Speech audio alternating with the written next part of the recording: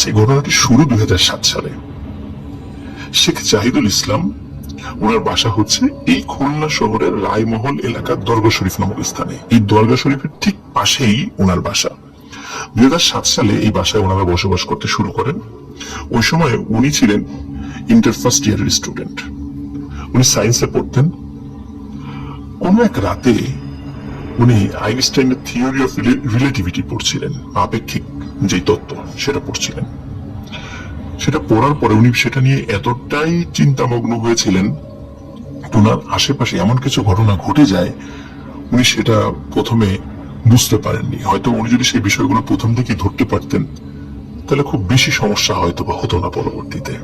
আসুন সেই ঘটনাগুলোর দিকে আমরা চলে যাই। ওনার ওই সময়টাতে যখন উনি খুব চিন্তামগ্ন ছিলেন রাতের বেলা, তখন রাত বাজে প্রায় 12:30। উনি হঠাৎ শুনেছিলেন কিন্তু বিষয়টাকে গুরুত্ব দেননি, কারণ উনি একটা বিষয় নিয়ে খুব চিন্তিত ছিলেন বা ধ্যানমগ্ন বলতে পারেন।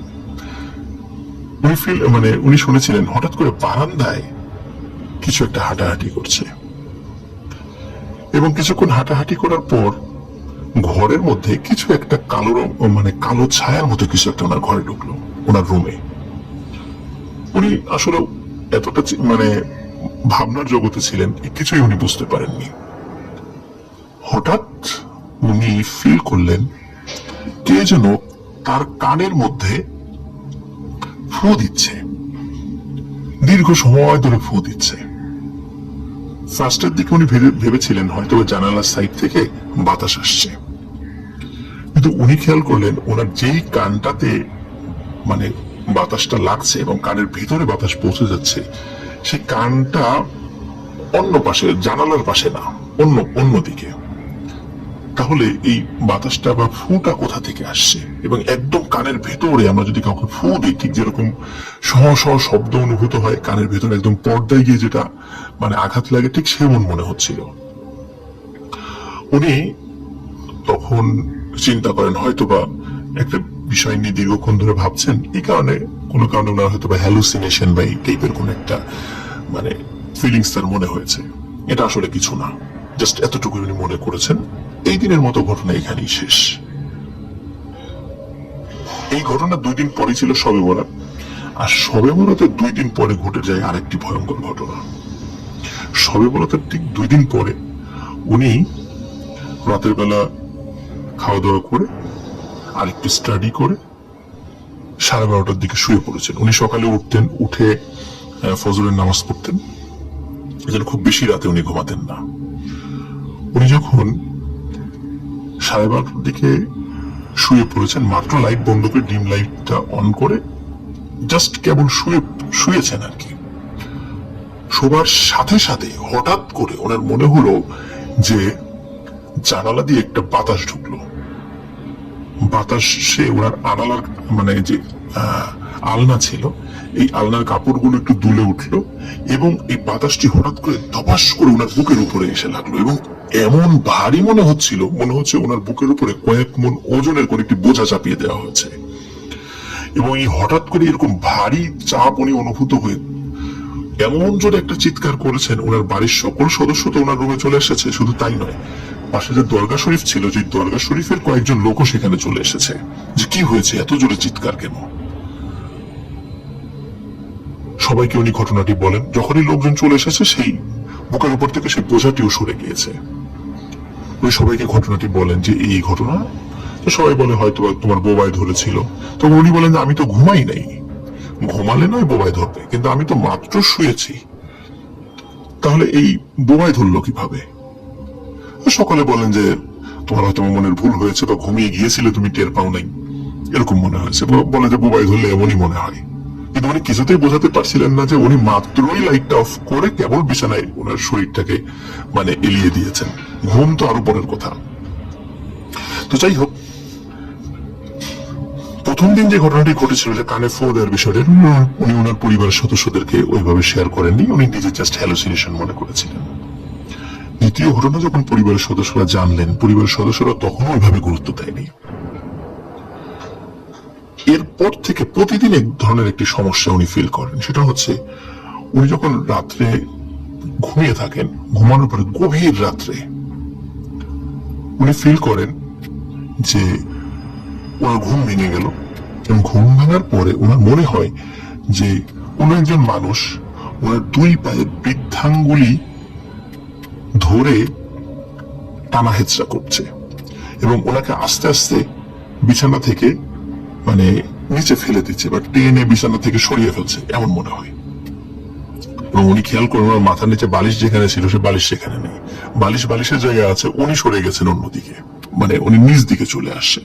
এখন উনি চিন্তা করে এটা তো হতেই পারে, কিন্তু এটা যখন প্রতিনিয়ত হচ্ছিল, যেমন উনি শুয়ে আছেন, ওনার শরীরের উপর চাদর ছিল, সেই চাদরটি বিছানার নিচে পড়ে আছে, ফ্লোরে পড়ে আছে, এটাও হতে পারে ফ্যানের বাতাসে বা যে কোনো কারণে সেটা হতে পারে, উনি ফার্স্টের দিকে এটা মনে করেছিলেন। কিন্তু এই যে ওনার দুই পায়ের বৃদ্ধাঙ্গুলিতে রাতের বেলা যে কোন দুটো হাত ওনার দুই পায়ের বৃদ্ধাঙ্গুলি ধরতো, ধরে এই বৃদ্ধাঙ্গুলি টানাটানি করতো, এবং এই কারণে ঘুম ভেঙে যেত, এটা একটা প্রতিনিয়ত একটা ব্যাপার ছিল। এবং উনি যতক্ষণ রুমের লাইট জ্বালানো থাকতো ততক্ষণ পর্যন্ত উনি কিছুই দেখতেন না। তো একদিন বিরক্ত হয়ে উনি লাইটটা জ্বালানোর পরে আশেপাশে মানে খোঁজার চেষ্টা করেন, কি ব্যাপার, কি বিছানার নিচে খোঁজার চেষ্টা করেন, কাউকে দেখেন না। পরে আবার লাইটটা বন্ধ করে দেন। লাইটটা বন্ধ করার পর উনি আবারও ফিল করেন হঠাৎ করে ওনার বুকের উপরে ধপাস করে কিছু একটা বসে পড়েছে। তখন কিন্তু উনি যেহেতু ঘুম থেকে একবার উঠেছেন আবার শুয়েছেন, তখন উনি আবার আয়াতুল কুরসি পড়া শুরু করেন।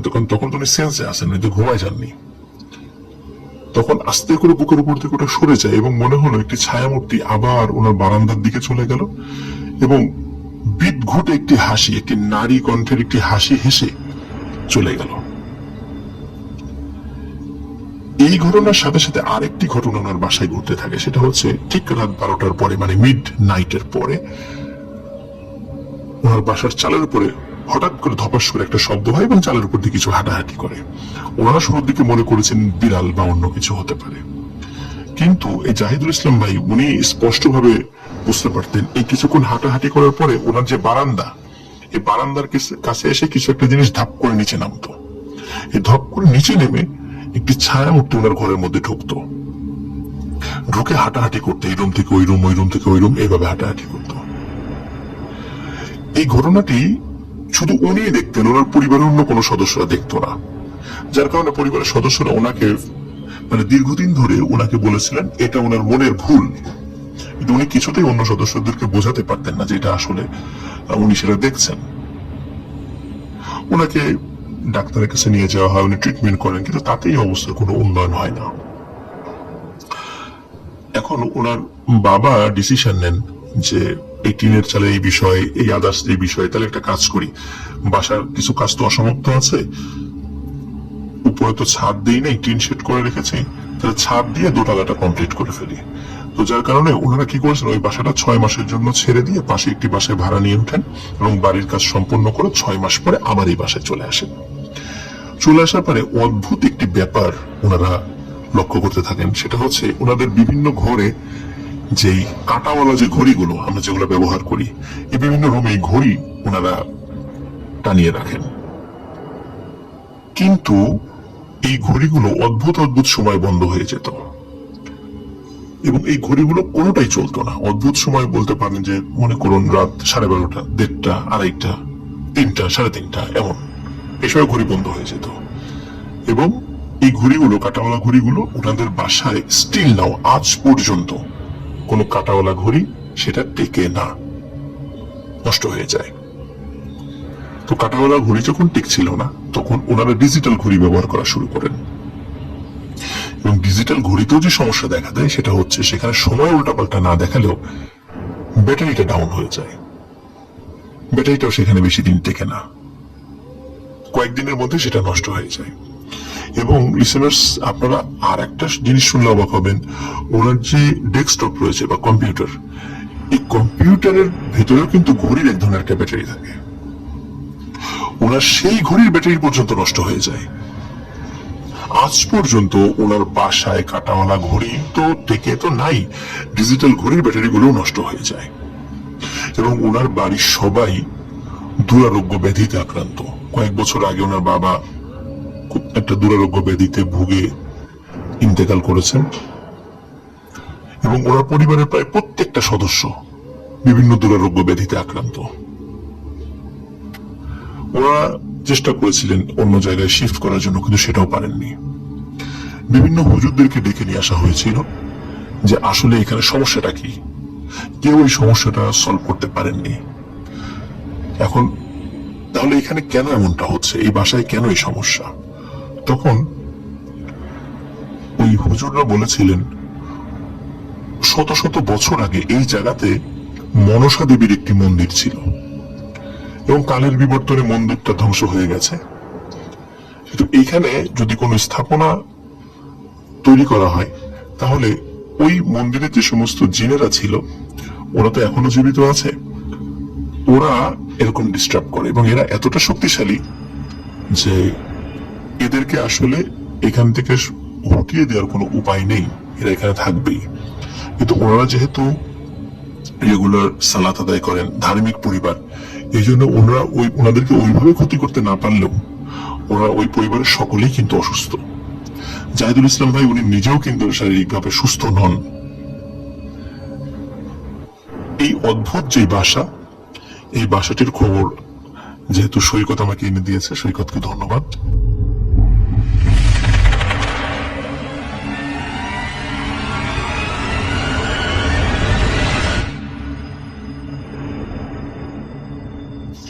খুলনা শহরের রায়মহল এলাকার দরগা শরীফ নামক যে জায়গাটি আছে, সেই দরগা শরীফের পাশে একটি বাসা রয়েছে। শেখ জাহিদুল ইসলাম নামক একজন ব্যক্তি, উনি ওনার সঙ্গে ঘটে যাওয়া কিছু এক্সপিরিয়েন্স শেয়ার করেছিলেন এবং আমাদের খুলনা জেলার ভৌতিক টিমের সদস্য সৈকত এই স্টোরিটি কালেক্ট করে দিয়েছিলেন। আমি এর আগের স্টোরিতে আপনাদেরকে বলেছিলাম ওই বাসাটি এমন ব্যতিক্রমী একটি বাসা যে বাসায় কোনো ঘড়ি চলে না, কাঁটাওয়ালা ঘড়ি তো একদমই না, এবং ডিজিটাল ঘড়িও কিছুদিন পরে নষ্ট হয়ে যায়। এই বাসারই আরো কিছু ঘটনা এখন আমি আপনাদের সঙ্গে শেয়ার করব। রিসেন্টলি সৈকত শেখ জাহিদুল ইসলামের কাছ থেকে এই ঘটনাগুলো কালেক্ট করে আমাকে পাঠিয়েছেন। এখন আমরা শুরু করছি সেই ঘটনাটি। ওই বাসায় অনেক ঘটনা রয়েছে, তবে 2018 সালে একদম রিসেন্টলি ঘটে যাওয়া কিছু ঘটনা আমি আপনাদের সঙ্গে শেয়ার করব। শেখ জাহিদুল ইসলাম উনি বিবাহিত। উনি যথারীতি প্রতিদিনের মতো রাত্রেবেলা খাওয়া দাওয়া করে রাত প্রায় 11:30টার দিকে উনি এবং ওনার স্ত্রী শুয়ে পড়েন। ওনার ঘরে ডিম লাইটটা জ্বালানো থাকতো এবং ওনার ঘরের পাশে একটি বারান্দা রয়েছে। ওনারা যখনই লাইটটা অফ করে শুয়েছেন, শোয়ার পরপরই যখনই হাজবেন্ড দুইজনে যখন চোখ বন্ধ করেছেন, তখন শেখ জাহিদুল ইসলাম উনি দেখছেন চোখ বন্ধ করা অবস্থায় যে কালো রঙের প্রকাণ্ড একটি সাপ, এই সাপটি উনার দিকে আসছে এবং অবস্থাটা এমন যে উনি যেহেতু বিছানায় শুয়ে আছেন, উনি চোখ বন্ধ করেই মনে হচ্ছে যে উনি ঘরের সবকিছু দেখতে পাচ্ছেন। উনি চোখ বন্ধ করে উনি দেখতে পাচ্ছিলেন যে ওনার পায়ের দিকে কালো রঙের প্রকাণ্ড একটি সাপ, এবং এই সাপের একটা বিশেষ বৈশিষ্ট্য উনি লক্ষ্য করেন, এই সাপের কিন্তু 5টি মাথা রয়েছে। 5 মাথাওয়ালা একটি সাপ ওনার দিকে আস্তে আস্তে এগিয়ে আসছে। উনি এই দৃশ্য দেখার পরপরই ভয়ে ওনার স্ত্রীর হাত চেপে ধরেন। চেপে ধরে উনি চিৎকার করে ওঠেন। ওদিকে ওনার পাশে শুয়ে থাকা স্ত্রী উনিও শেখ জাহিদুল ইসলামের হাত চেপে ধরে চিৎকার করে ওঠেন। তখন শেখ জাহিদুল ইসলাম ওনার স্ত্রীকে বলেন যে আমি এরকম এরকম দেখেছি। ওনার স্ত্রী বলে যে আমিও তো একই জিনিস দেখেছি। তখন ওনারা কথা বলতে বলতে ডিম লাইটের আলোতে সামনের দিকে তাকিয়ে দেখেন ওনারা একটু আগে চোখ বন্ধ করে যেটা দেখছিলেন, সেই জিনিসটাই ওনাদের সামনে।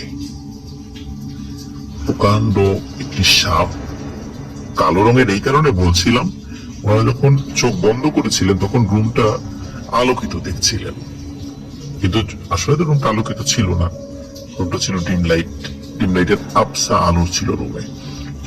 কিন্তু যখন ওনারা দুজনই চোখ খুলে সামনের দিকে তাকান, দুজন একত্রে দেখেন যে একটু আগে চোখ বন্ধ করে কালো রঙের যে সাপটি দেখেছেন, ঠিক ওই আবছা আলোয় স্পষ্ট দেখা যাচ্ছে সেই সাপটি 5 মাথাওয়ালা, এবং সেটি তাদের দিকে তাকিয়ে আছে।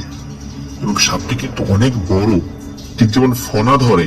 আপনারা অনেক সময় এই ধরনের বহু মাথাওয়ালা সাপ দেখেছেন, অনেক সময় ছবিতে দেখেছেন। এটি কিন্তু বাস্তবে ওনাদের রুমের মধ্যে ওনারা দেখতে পান। যখন দুজনই চিৎকার চেঁচামেচি শুরু করেন, তখনই ওনাদের সামনেই এই সাপটি ওনাদের বারান্দার দরজা দিয়ে বের হয়ে চলে যায়। এটি ছিল প্রথম দিনের ঘটনা। এরপরে আসি তার পরের দিন কি হলো। শেখ জাহিদুল ইসলাম উনি ওনার বাসায় ছোট্ট একটা কোচিং সেন্টার চালান, বিভিন্ন ব্যাচ ওনার রয়েছে। তো একদিন, মানে ঠিক এই ঘটনা ঠিক পরের দিন, ওনার একটা ব্যাচের পড়া ছিল, কিন্তু ওই দিন বৃষ্টি হওয়ার কারণে স্টুডেন্ট কম এসেছিল। মাত্র 2 জন স্টুডেন্ট এসেছিল, এবং তারা ছিল মেয়ে স্টুডেন্ট। ওখানে ওরা যেখানে বসে পড়তো সেখানে তারা ঢোকার পরেই তারা চিৎকার করে সেন্সলেস হয়ে যায় দুজনই। পরে বাসার অন্য সদস্যরা আসে, তাদেরকে একটু সেন্স ফেরানো হয়, জিজ্ঞেস করে কি হয়েছে। ওরা বলে যে তারা যখনই ওই রুমে এসে বসার পর হঠাৎ করে তারা দেখতে পায় দরজা দিয়ে, জানালা দিয়ে, বিভিন্ন জায়গা থেকে কিলবিল করে অসংখ্য সাপ রুমের মধ্যে ঢুকে পড়ছে এবং তাদেরকে আক্রমণ করার জন্য উদ্যত হচ্ছে। তখনই তারা নিশ্চিত মৃত্যু ভেবে চিৎকার দেয় এবং তারপরে তাদের কিছু আর মনে নেই।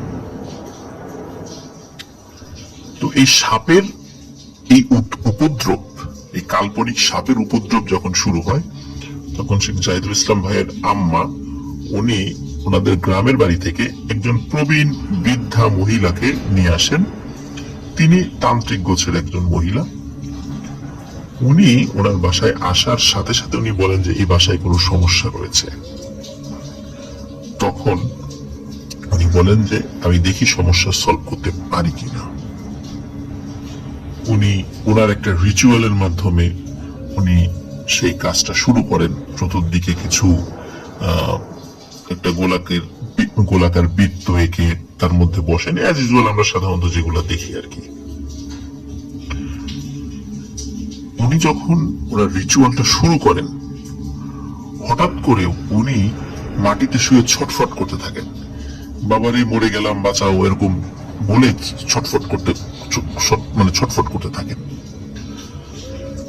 কিছুক্ষণ পর উনি বলেন যে আমি আর এক সেকেন্ড এই বাসায় থাকবো না, এক্ষুনি বের হয়ে যাব। তাই বলে উনি কোনো মতে উঠে ওনার প্রয়োজনীয় জিনিস যেগুলো নিয়ে এসেছে সেগুলো নিয়ে দৌড় দিয়ে বাসার বাইরে চলে যান। তখন উনি স্বাভাবিক হন।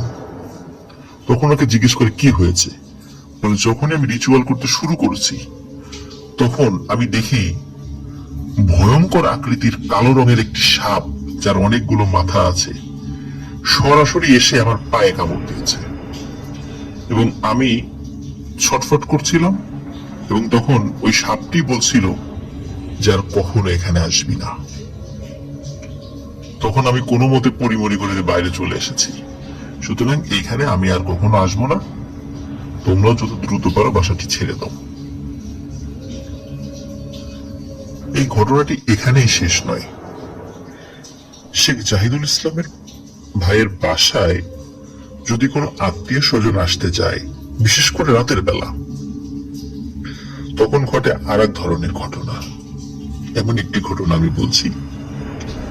শেখ জাহিদুল ইসলামের মামা উনি একদিন আসছিলেন, কারণ যেহেতু ওই বাসাটা খুব বেশি আগের করা না, 2007 সাল থেকে ওনারা থাকা শুরু করেছেন এবং তখন থেকেই সমস্যাগুলো সৃষ্টি হচ্ছে। এবং টুকিটাকি সমস্যা সবসময় লেগেই থাকে। তো ওনার মামা একদিন আসছিলেন, ওনার বাসায় আসার আগে বাসার কাছে একটা কবরস্থান রয়েছে, সেই কবরস্থানের পাশ দিয়ে আসতে গেলে ছোট্ট একটা কালভার্টের মতো রয়েছে, এই কালভার্টটা পার হয়ে আসতে হয়। ওনার মামা আসছিলেন, আসার পথে দেখেন যে ছোট্ট একটা বাচ্চা এই কালভার্টের পাশে দাঁড়িয়ে আছে এবং সে বাচ্চারা যেভাবে কাঁদে সেভাবে কাঁদছে। তার মামা জিজ্ঞেস করেন, খোকা তোমার কি হয়েছে, কোথায় বাসা তোমার? তখন তার মামা খেয়াল করেন সে কোনো কথা বলে না। কয়েকবার জিজ্ঞেস করার পরও সে যখন কোনো উত্তর দেয় না, তখন উনি লক্ষ্য করেন যে ওই বাচ্চা ছেলেটি তার দিকে তাকালো এবং তার চোখ স্বাভাবিক মানুষ থেকে কিন্তু অনেক বড়। যখন তার দিকে তাকানোর পর তার মামার বুঝতে আর বাকি রইল না যে উনি একটা বড় ধরনের বিপদে পড়েছেন।